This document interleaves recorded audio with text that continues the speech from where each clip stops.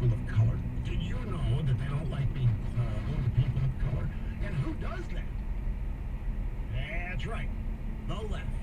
The Democrats. Because that's how they see everybody. Their skin color. Or their sexual gender.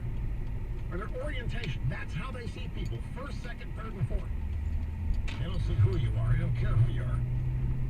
The third reason Biden should be worried, absentee voting is expected to be higher among Democrats than Republicans, subjecting their ballots to a greater risk of rejection.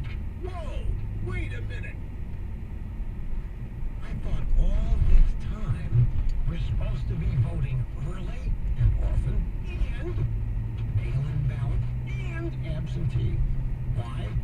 Well, because bad orange man's going to have a landslide win on election night. The left is being warned. If they watch election returns on election night, they'll get depressed because the early returns are going to have Trump winning in a landslide. But after they start counting the mail-in and absentee ballots, that's when Biden is going to score the reverse landslide win. So now here comes Thomas B. Edsall. Nah, absentee voting, that's not a reason to be happy. That's a reason to be worried if you're Biden. Because Democrats do it more than Republicans. And that means their ballots are going to be rejected more for irregularities or illegalities. As Mr. Edsall says here, it's a fate more common to mailed-in votes than to in-person voting. Another reason why I say flood the zone, just show up on election day and vote. I mean like you have not done it before. There's no substitute for it. It's going to counter so many other attempts at vote fraud. There's no substitute for showing up. And I know some of you have to vote early, and some of you have to vote absentee.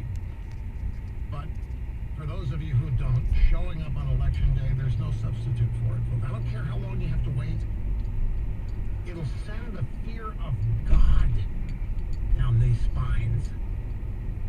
The turnout alone drives them nuts. The fourth thing that Biden should be worried about, the generic Democrat-Republican vote, which is popularized by this question: would you be more willing to vote for a Republican or Democrat candidate?